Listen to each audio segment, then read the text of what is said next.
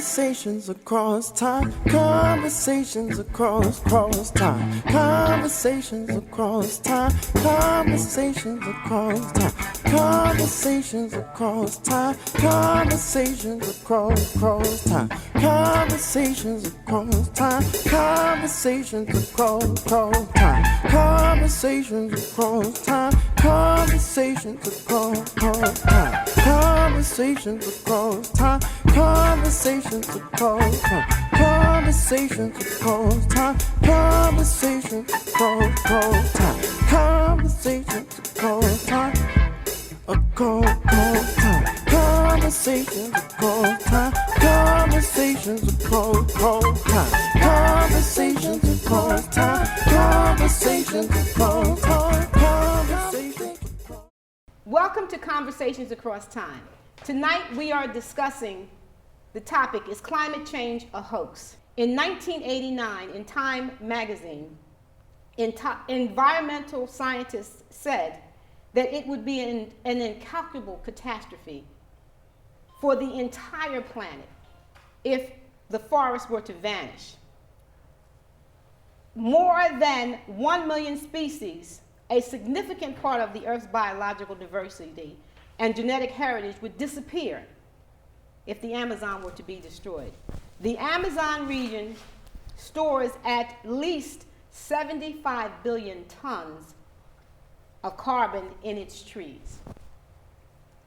You, our audience, you know what's going on right now. You know what's happening in Brazil. This was in 1989.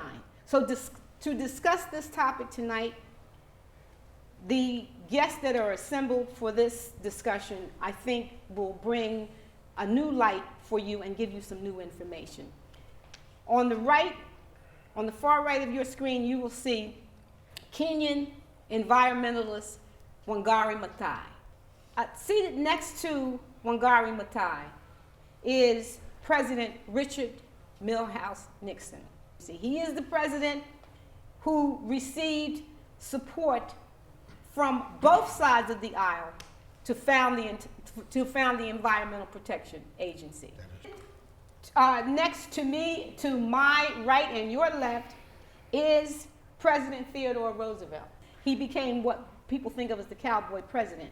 But as a result of being in the Dakotas and seeing what happened after gold became just a fever, gold fever hit that area, he saw what happened to the pristine countryside. And also when he was campaigning with President McKinley on that ticket, as he was campaigning as vice president, he did a whistle-stop tour, and he went all over this country and saw the beautiful vistas.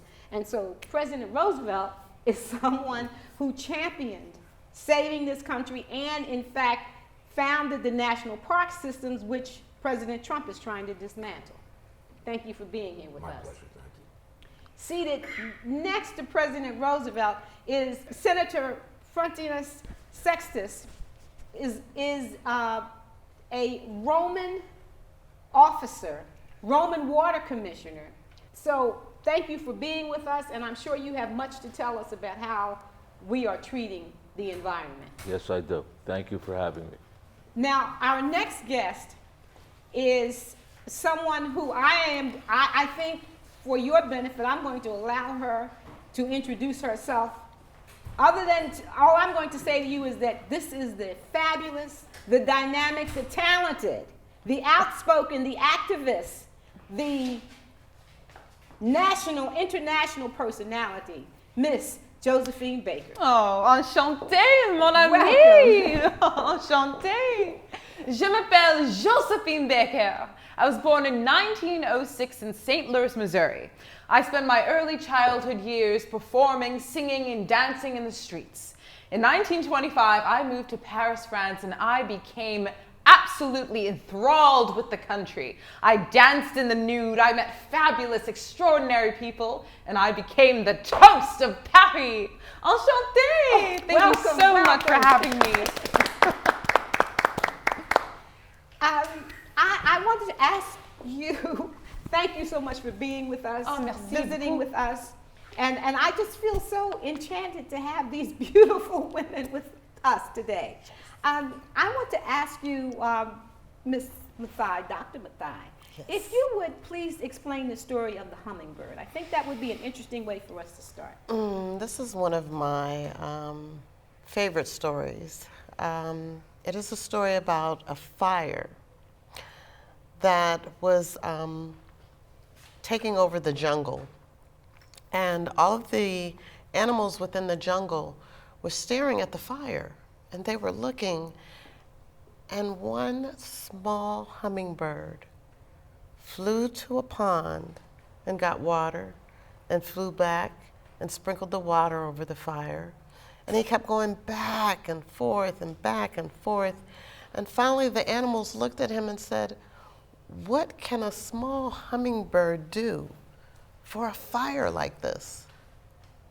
And the hummingbird looked down and said, "I am doing the best that I could do."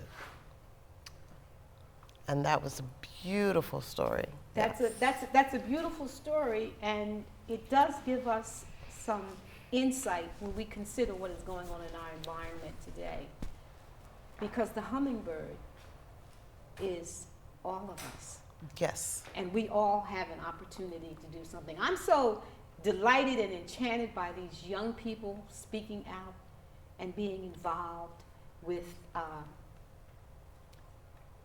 the environment and trying to get the government to move away and do something about what is happening. Well, you know what? Now that you mentioned it, since 1970 up to the current day, there are 3 billion bird species that no longer exist in North America. You know, and that to me, within itself, sends out a warning sign of what is yet to come. 3 billion. You know, people think, I mean, when you think about the mass amount of species that are gone, and then you wonder what's left. And my fear is that my hummingbird will be extinct eventually. What do you think, and I think I would ask the senator this question, what do you think is the significance of the stripping down of the Environmental Protection Agency in light of where you come from your vantage point in history? I cannot understand how it's even possible. We were more concerned in Rome, and I as the water commissioner, with the environment, with clean water, we didn't have the problem of pollution, obviously, that you have today with carbon and coal and gas. However, we were concerned with water, and your water is terrible too. And in fact, your President Trump just had the Environmental Protection Agency take away 45 protections for clean water. So your water is going to even become more polluted, more filthy, and less consumable. We would never allow that in Rome, and I cannot understand a country with the technology that you have that would allow the environment to decay in this way. And the environment's going to decay geometrically, so the longer you allow it to happen, the faster it's going to decay. And everyone on this panel, in some way or another, has a stake in creating a clean and livable environment, and I cannot understand why your president and the people he appointed to important offices ignore it and allow people to get sick and children to die. It's beyond my comprehension. President Well, Roosevelt. I understand why they do it. It doesn't make it right, though, because they understand why they do it. They do it at the expense of the people to benefit the special interests, the oil companies and the other captains of industry. I recognized over 120 years ago how important it was to preserve the environment, to preserve the beautiful parts of our land and establish national parks, and established the Forestry Service because I recognized how important it was to have forests and how it creates oxygen and everything in carbon to allow everybody to breathe clean air. And the situation has gotten tremendously worse over the course of time when, in fact, it should have gotten a lot better. To have an administration, this present administration, completely turn their back on science, clear evidence and proof that the environment is in critical shape and requires a lot of positive action to turn everything around, and how they can ignore that for the benefit of really a few and for commercial reasons only is mind-blowing.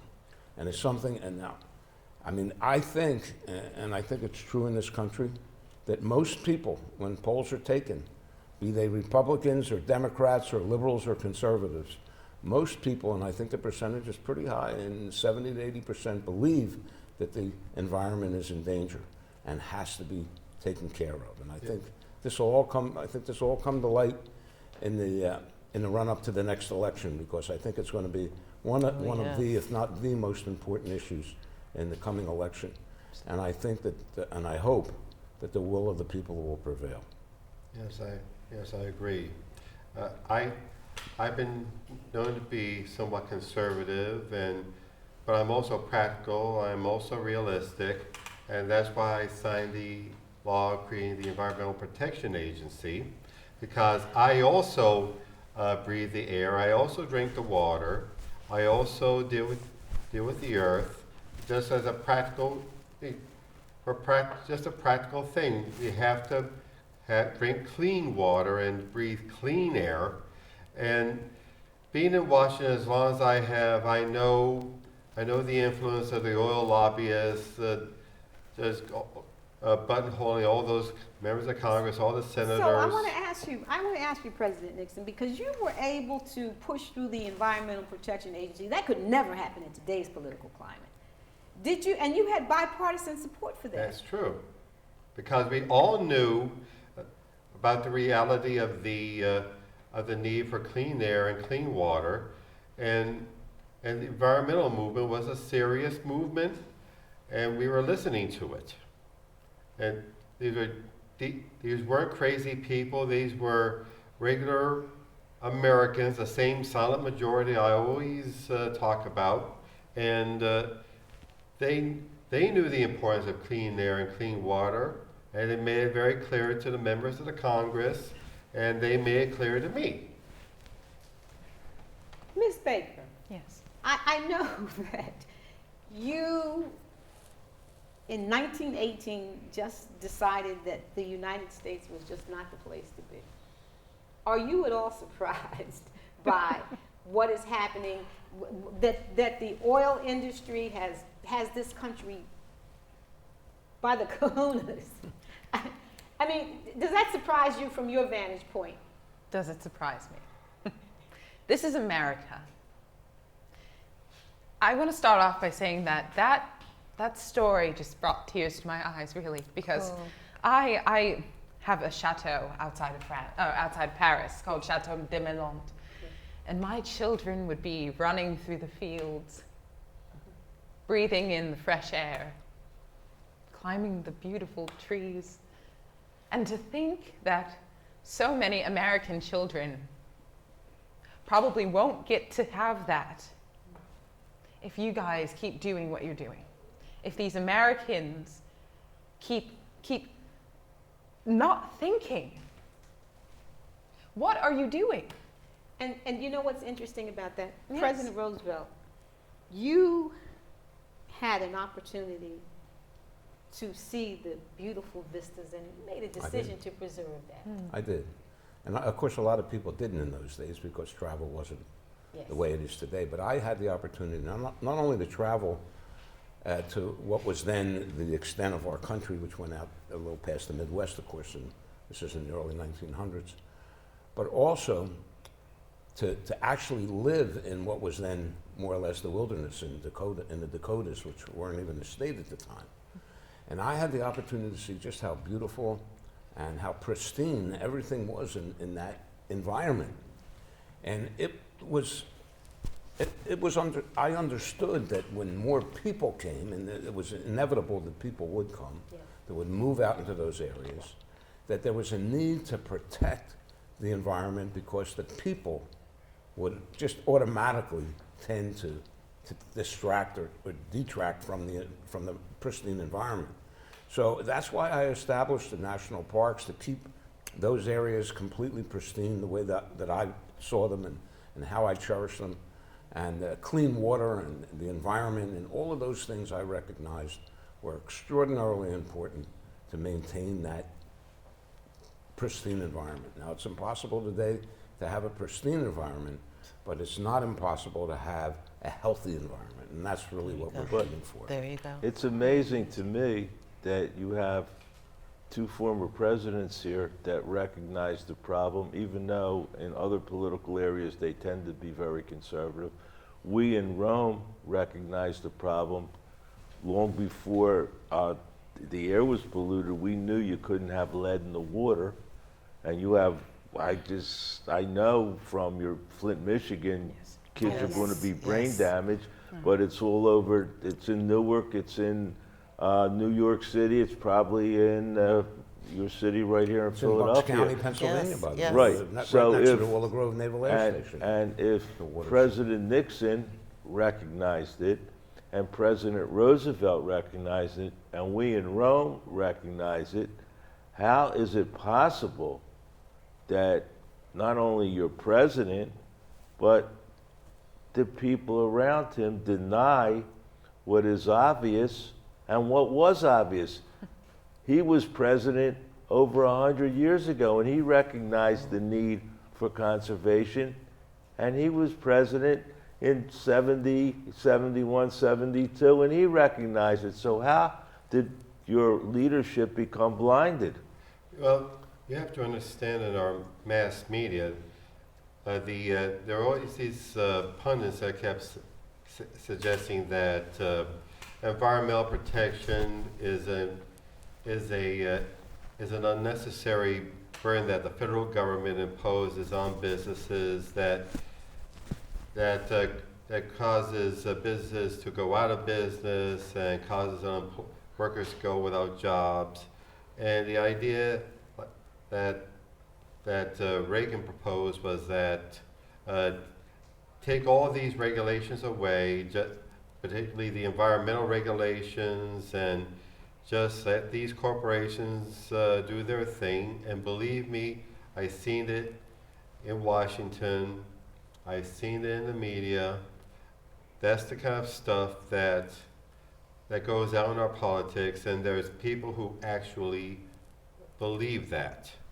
And they're afraid that their jobs would be on the line if there is environmental regulations, and so they vote for candidates who vow to protect their jobs and by eliminating these regulations. Well, we're only talking about half the story.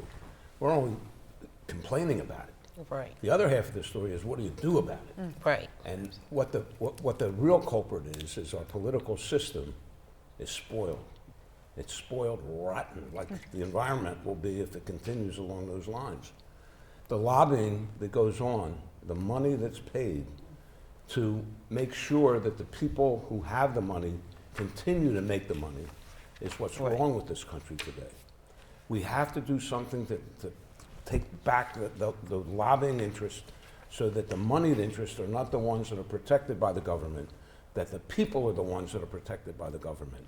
That's what this is about. Yeah, but and it really should be the start of a revolution, and I But think you that it have will to, be. That's you have not to going to happen. Wait a educate your minute, but wait a Not in minute. people, this system. But hold up. and you have to make them aware. You have a leader, a president, who I believe said that the way we can stop hurricanes is to drop a nuclear bomb Oh, on yes. the hurricane. Give me a- Yes. Now, if you have, and people don't study the environment, they only are going to see the outcome. So you have to start in school educating everyone, so that there's a mass movement that the professor had in Africa to plant more Correct. trees, and Miss Baker aware of the environment stayed in France when the French recognized the problem even today way more than your country does, because I believe the French are still in the Paris Accords when your president pulled the people out of the The Accords. only country that pulled out of it. Right, so you gotta, and the time is running out. I feel we had a lot of time, and we were more aware than you guys in America are, and the time's running out for you. So please Time's running out. wake up. But wait a minute, but here is a piece of a solution like the Hummingbird. Right. They have now created a book for children to help with the environment. And the book is I Plant My First Tree. Oh. You know, so I do believe that regardless to what our president or the president of the United States is speaking of, I see that there are signs that people are going out and making sure that their children have somewhere to be able to play. But I want to say this. One of the things that I find distressing, first, that the president made the decision to pull out of the Paris Accord, Yes. which was an effort that so many countries were involved in, and it took a long time for us to get there. And Right. he came in, and I think only because of his hatred, and it's an unreasonable. Well, hatred is always unreasonable, but of anything associated with President Obama, he Yes. made the decision to ignore the science. He made the decision to ignore information as simple as that the oceans have warmed, that snow and ice have diminished and it's given what is going on now in our environment, the sea level is rising. Yes, it is. There is a study that indicates cities that will be underwater. For instance, Charleston, South Carolina will disappear. Yes. Parts of South Philadelphia will disappear. This is just random information that has been put together that even a child could understand.